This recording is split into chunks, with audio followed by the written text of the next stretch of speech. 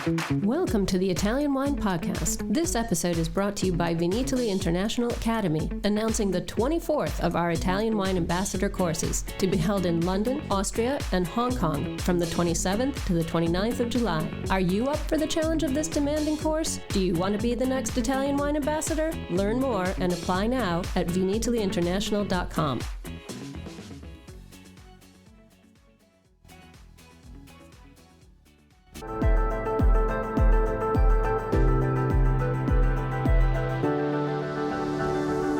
Welcome to the Italian Wine Podcast. I'm Cynthia Chaplin, and this is Voices. Every Wednesday, I will be sharing conversations with international wine industry professionals, discussing issues in diversity, equity, and inclusion through their personal experiences working in the field of wine. If you enjoy the show, please subscribe and rate our show wherever you get your pods.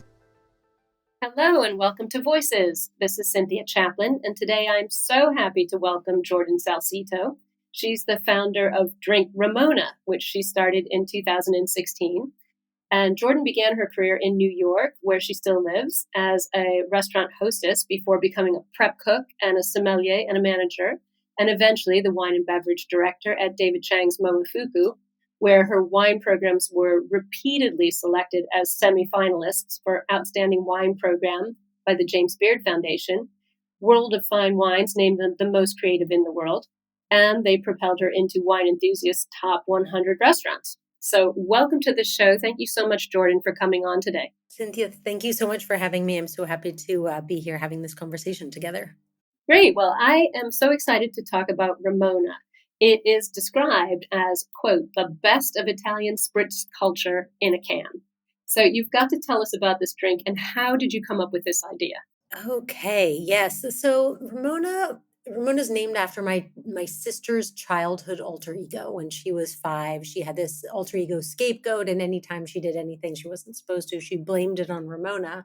And it felt like that needed to be the name for essentially what Ramona, my vision for and goal with Ramona, starting in those very early days, was to create something that was portable, that also sort of adhered to this value system that I came to expect in anything that I personally consumed. Because working as a sommelier, then on every fall I would go and I would work harvest. It started in Burgundy. For the first 10 years I would work in Burgundy, and then sometimes I would go to other places after that, Montalcino or California or Patagonia. And it was just this amazing education in understanding decisions, and decisions that don't ever end up on a website, or decisions that are very sort of secretive, and not in a bad way, oftentimes in a very good way. But there was this through line in all of these really great wines of the world, whether they were very expensive and very fancy, or whether they were very humble, but that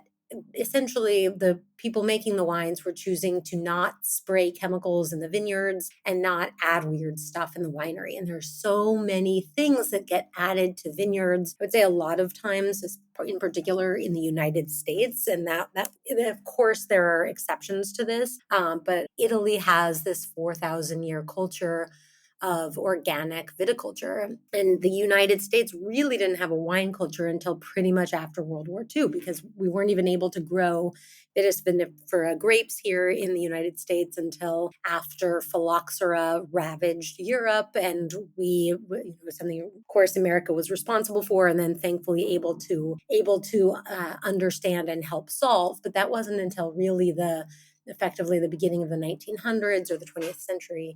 Then after that. And then, of course, prohibition as well. So what was your philosophy with the pivot towards a premium cocktail, pre-mixed in a can? It's a big change. Yes, a big change. I think I felt as though there was a big gaping hole, and that there were so many instances where I personally would have loved something refreshing and low alcohol and delicious, and that it simply wasn't available. And there were a few key moments that I recall. I remember eating, or there's a Clam. It's a restaurant called the Clam Bar, and it is by the beach on Long Island. And my husband and I would always get, a lobster roll in the summer, and then he would have a beer. And I was never somebody I've never found beer very delicious or refreshing. And so I would just have sparkling water because it's like, well, I don't want a glass of cheap rosé. I know what goes into that, and I just don't have an interest in, ending up with a headache later on. And so I just felt like, why is nobody actually making a beverage that I know today's consumer wants? I'm certainly not the only person who would like something that's low alcohol and refreshing and delicious, but also not full of weird chemicals or pesticides, or that I can sort of get on board with philosophically, that also tastes good. Because I think that was another thing where, and I remember even in like the early days of Ramona, and people who are now big fans of what we're doing would say to me something like, well, it tastes much better than it has to. It doesn't actually have to taste very good. The package is fun, and that's what people care about. But I guess I just always felt like, why wouldn't we want to try and check every box? So that's a little tragic. I think that it should definitely taste good. Absolutely. So that's a point. Packaging is one thing, but the taste is what's going to make me come back. Yes, exactly. And I think, taste and farming practices are so linked, and it was sort of a no-brainer to me. Like, why would we not work with ingredients that don't require a whole bunch of manipulation? And why would we not just work with so we worked with organic grapes from day one, and organic citrus fruit, and that just seemed like such a no-brainer to me. Although we very quickly, so we made our first batch in the United States. We shipped over organic wine. It was a Sicilian Zabibo grape-based wine. Oh, excellent choice. Because it's bright and it's zingy, and it's, especially if it's harvested before it's overly ripe. So a lot of times Zabibo can end up in dessert wine, but if it's harvested before it gets overly ripe, it's so delicious and aromatic, but not too aromatic, and just delightful. And so after a bunch of trial and error, we end up moving forward with Zabibo as the base. And remember, we shipped it over to the United States, and we got it up to this facility in upstate New York. And then the day of canning, and at this point I had used probably all of my savings. In fact, certainly, definitively all of my savings to get to this day, and to get the logistics lined up in the mobile canner and all that. And that was the day that I learned about Velcorin. And because I was told I had to use it, I was given a choice and told I could either use... You're going to have to explain to our listeners what it is, because not everyone will know. Many people don't know, because nobody has to know. I need to do a little bit more digging on who is actually behind it, but Velcorin is anyway, it's a chemical. It is a neurotoxin chemical that must be administered with a hazmat suit. And back in 1998, the makers of Velcorin were able to sort of snake it through the FDA, saying that, well, it didn't have to be disclosed on labels because it was not an additive or an ingredient. It was an assistance. It helped assist to get rid of bad bacteria, which is just semantics. It's a neurotoxin that gets added secretly to a lot of things in the United States. So I heard, well, I won't name the company, but there was a juice company that had an E. coli scare in the early 90s. That's how I know the story. Absolutely terrifying. I won't name the company, but as soon as you said Velcorin, I thought, oh, yep, I know that story. Exactly. It was a big, terrifying issue at the time. Oh, and it remains something that nobody has to talk about. And then the more terrifying thing for me, or just, I guess, the thing that just sort of makes me raise eyebrows and just want so much more transparency on the part of the US government, is that it's now cheaper. In fact, it's actually impossible, because when I learned about Velcorin, I immediately started looking for ways to produce Ramona without it. And the only way that we have been able to do that was to move production to Italy. And in Italy, so many things are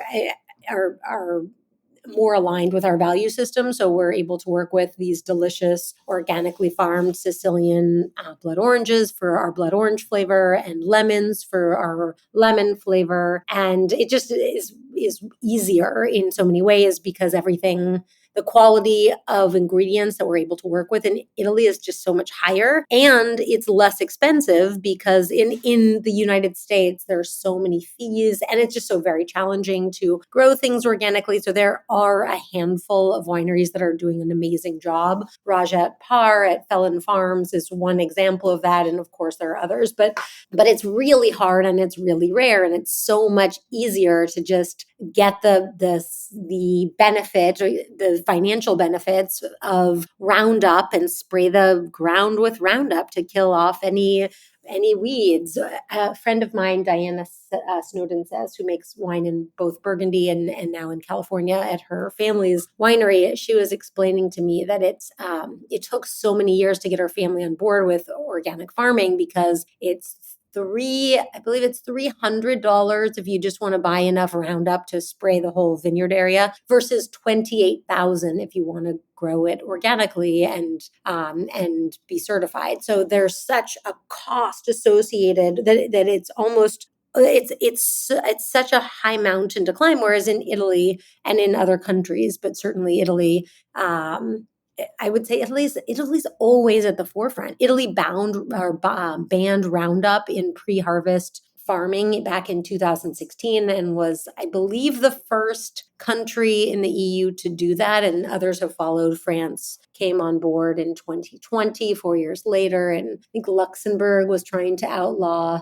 Roundup entirely, but then the lobby, I guess, was strong enough that they decided not to do that. But anyway, it is so difficult. It really is trying to, go down this rabbit hole of why do we punish the farmers who are trying to go organic and make the toxic chemical people wealthy. I mean, I don't want to go down this road in this podcast, but it is a question that I've had in my mind for years. In the US, it seems to be upside down, but that's just my opinion. I'm so happy about everything you said in terms of Italian farming. I mean, Italy's always been a relatively poor country economically compared to other European countries and certainly the US. So they didn't always have the money for the expensive chemicals, and necessity being the mother of invention. They were doing organic far before everybody else. So I'm really excited about the fact that you chose Italy for your base wine and chose Italy for its fruit. And of course, your surname is Salcito, so I'm guessing there's Italian heritage in there. So I want to talk to you a minute about this. You found a gaping hole in the market. Your husband was having a beer and you didn't have anything to drink. So I'm assuming from your time in Italy when you were younger and your Italian surname that you knew about the spritz culture. Let's talk about that for a bit, because again, not all of our listeners will know how important spritz is in Italy. Yes. Okay. And it's such a fun backstory too. All right. So I remember my first spritz. My first spritz was an Aperol spritz, and I had it during the fall of 2008. And my husband and I had gone to help a friend who had just recently purchased a winery in Montalcino, but he was a bridge player and he was in some tournament. So he said, "Hey, I don't actually know about making wine anyway, but you guys do. Do you mind just going over to help make this wine?" You took one for the team and went to Montalcino. Very sad. Well, Montalcino is so spectacularly beautiful, and it's so wild and rugged compared to Burgundy. I mean, I think Burgundy is so manicured, and it's both places for me are magic in this very, very powerful way, and they're so different. So there was this, and also our experiences there. So when we were harvesting in Burgundy, we were part of a larger program and everything was very organized. Whereas when we were in Montalcino that particular year, it was a little chaotic because there was no leadership. We were sort of the leadership, but we also were not at all and very much didn't know what we were doing. And we're sort of like, okay, I think we should have a sorting table because that's what we do in Burgundy. And we knew enough to make sure that that we weren't going to mess it up too royally. But But in essence, I remember there was this one particular day and it was very rainy and we didn't have a winery. Even there was like a little building where the vats of wine were stored as they were aging, but it wasn't like there was a winery for sorting the grapes. So we had this tarp and it kept blowing down in the wind. Anyway, long story short, every afternoon after we would sort the grapes and we would clean everything up, we would all go to the piazza, which is such a special piazza, and we would have a cappuccino in the morning, and then we would have a spritz in the afternoon. And it was just this like bright, like literally very bright, because that is the color of spritzes, but also this very bright, happy moment in the day, which was really like, I think it was almost like being a tourist in Burgundy versus like actually doing a lot of work in Montalcino up to that point. And so I started to associate spritzes with this sort of moment of lightness, this moment of happiness, this moment of, just joy in the middle of the afternoon. And then started doing a deeper dive into the history of spritzes, which is sort of amazing. So you could really argue that spritzes history goes all the way back to ancient Rome and ancient Greece, because it was very uncouth to drink straight wine on its own. People would mix it with berries and flowers and water. But then the word spritz can be traced back to the late 1800s when the Habsburg Empire occupied northern Italy, and the Austrians didn't like to drink full strength Italian wine, so they would add a spray of water or a spritzen of water, and that's believed to be the origin of the word. I did not know that. That's fascinating. Mm-hmm. And then it evolved again in 1904. There was a birth of an art movement called the Italian Futurist Art Movement. And that, as I understand it, was effectively a bunch of artists in Italy who were very fed up with their entire identity being tied to the past, to the Renaissance, to the Roman Empire. And they were annoyed, understandably. And they were like, no, we do things differently. They wanted to celebrate everything new and the future and violence and machinery and war and bright colors. And out of that art movement grew this legitimate cocktail movement called the Italian Futurist Cocktail Movement. And cocktails were renamed Polibibites, and it was very experiential. But that was the birth of Select and Aperol and Campari and these other brightly colored, very different looking, very different tasting beverages. And apparently, as I've read up on a little bit,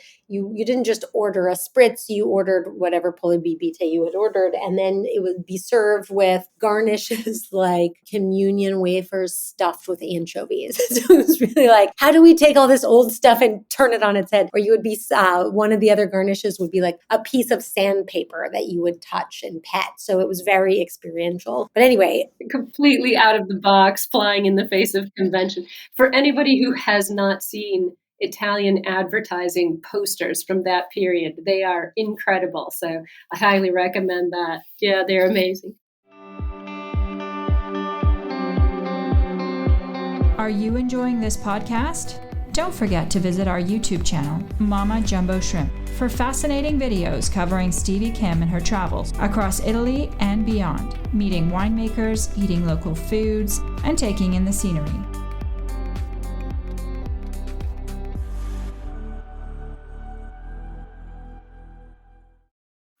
I wanted to ask you about sort of the other things going on with Ramona and this whole spritz idea, because it's not only your fruit and your wine that's all organic, but you're vegan and gluten-free and low in sulfites, and you've got recyclable packaging. And I just want to talk about the principles behind this for you.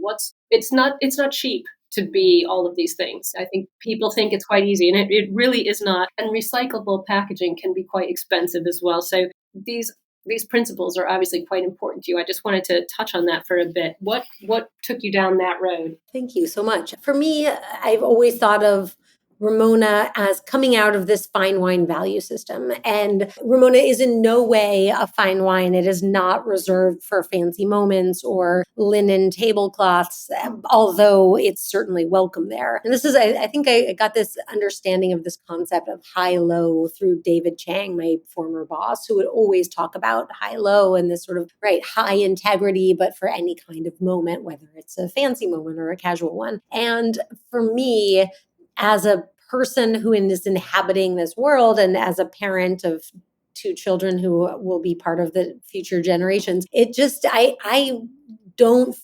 have no interest in contributing to, I guess, how do I say this differently? I think as a business owner, I feel like I'm in a very fortunate position where I'm able to make decisions that feel like the responsible thing to do as a business owner. So yes, we could use Velcorin, which would be cheaper and easier to do. However, why would I want to continue? That's not aligned with a fine wine value system of integrity and really forward thinking. Like I'm thinking of right now, there's a winemaker, Jean-Louis Chauve, and his family has been making wine in the Rhone Valley since 1461. And a few years ago, he completed a project of, along with two or three of his colleagues, rebuilding these walls that were built by the Romans. And they're these terraced walls and these effectively up a mountainside in San Joseph, right across from Hermitage.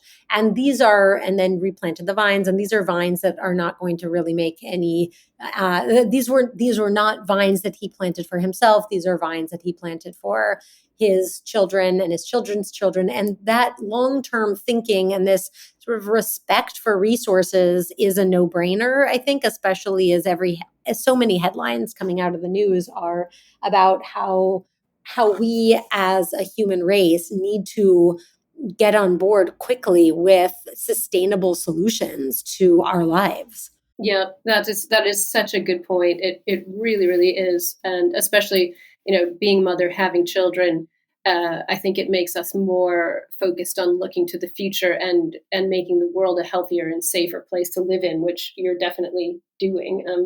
It's interesting because I love the idea that your fine wine background gave you sort of a very high standard for your canned spritz background. It's not something that you would normally think of as being aligned. And I like the fact that you have really put those things onto the same page. It's unusual. But you brought up David Chang and Momofuku, and I just want to go a little bit backwards in your history about that because a huge part of your life, you worked at some of the top restaurants in New York, Co, 11 Madison Park, and Crown, and obviously with David at Momofuku.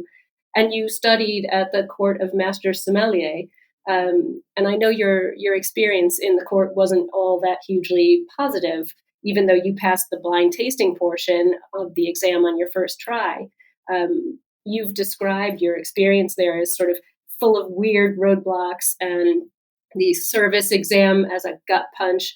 And I just wanted to ask you, in your opinion, in light of all the scandal that has come out recently about misogyny and injustice at the court, how did you put your experience into context for yourself? How would you advise a young woman considering becoming a student at the court now? Yes. Okay. And I do think, overall, I feel like, so I was able to pass while simultaneously not passing the service exam. And my feedback on that, so there are 3 tables and I had passed 2 of the 3. And the third one was the table in which I answered every question correctly. And I remember my feedback was that I didn't seem like myself to this particular table of people who have never seen me work in a restaurant, who also don't work in restaurants themselves. And so it took a little while to have perspective on that. But in the moment, and presumably they didn't know you. How would they know what yourself was? Well, yeah, I think that's indicative of sort of some of the unfortunate behavior that was going on in the court at that time. That I think they're saying publicly they're looking to overturn stuff like that. I think other women in the court who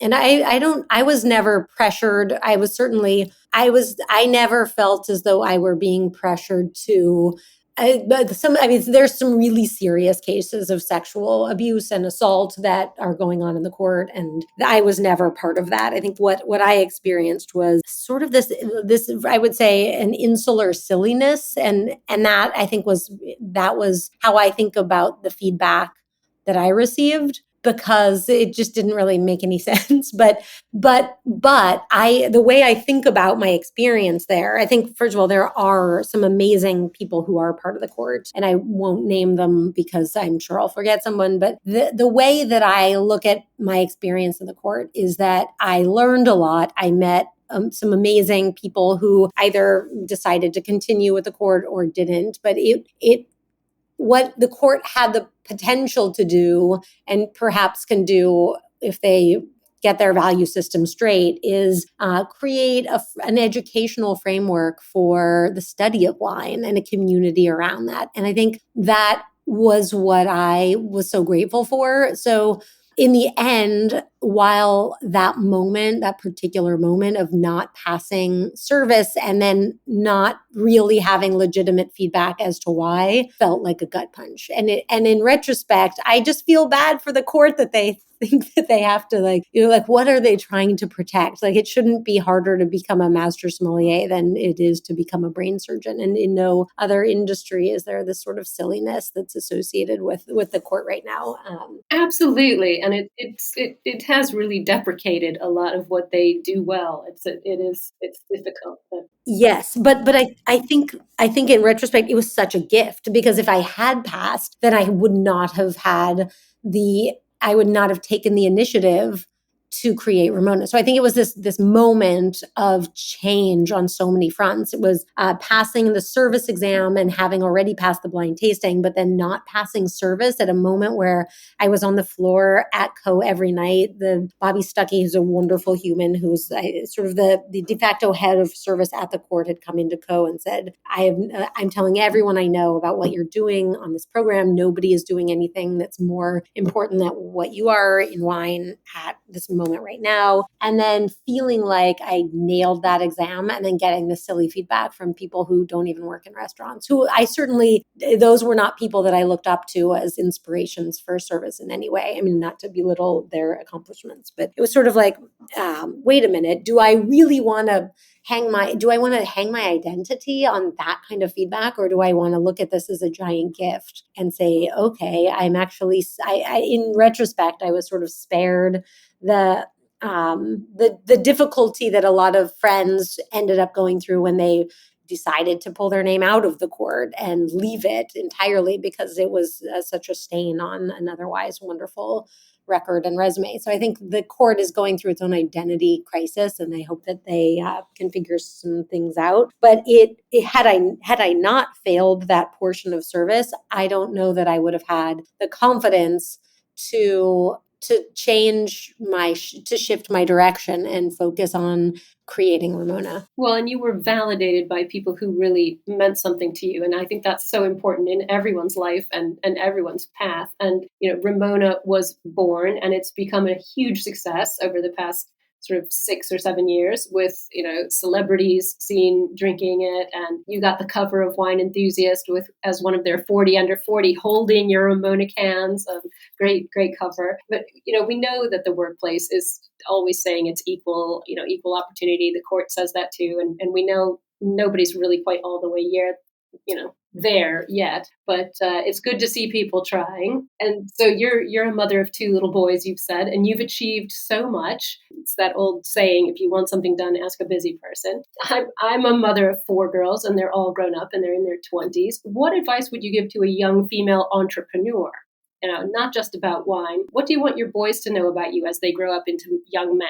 What would you tell a young woman who was looking to start a business now? Okay. I think so much of it is finding the right partner who's going to be supportive of you. And I was so lucky to find that in my husband, Robert. And it was one of the things that drew me to him early on, because I think so many times, there will always be challenges in any relationship, but having a partner who truly who truly is a partner in all ways, is so important. I would say, oh goodness, I would say the thing about, I guess another thing that was such a surprise to me, I remember being very terrified when I learned I was pregnant because I think so much of the cultural narrative that I had heard or believed and interpreted up to that point was that you have a baby and then your life is over in the workplace, and you have to, it's this very binary choice and you must pick one and abandon the other. And I think one of the gifts of entrepreneurship is that you don't have to choose one, you can choose both. And I think the thing that I found for me is that it crystallized priorities. It, as in parenthood, crystallized priorities, and both for me are so important. I think they're both such important parts of my life and of my sources of joy and of my what I hope to. I think my responsibility to raise children who are conscientious and who are respectful and who believe that everything is possible for men and for women and for for anyone, that it's not. I think one of the gifts that I had growing up was being born into a family with two other sisters. So it was my mom and my dad, and then my two sisters and me. So we were three girls.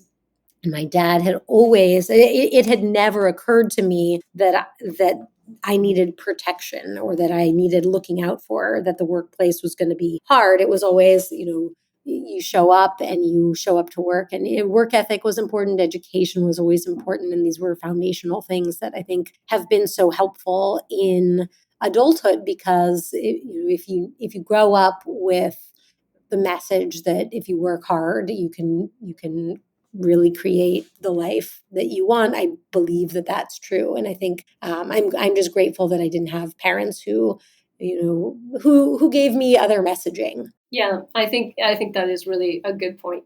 Understanding that you can achieve whatever you want if you're willing to work hard enough for it. That's a really positive thing. Give your parents a hug when you see them next, because that was a great thing they did for you. You've also said something that I really love. The quote is that there is no I in Ramona. I think that's great. You've got a serious commitment to a more sustainable planet, and you're a certified women's business enterprise.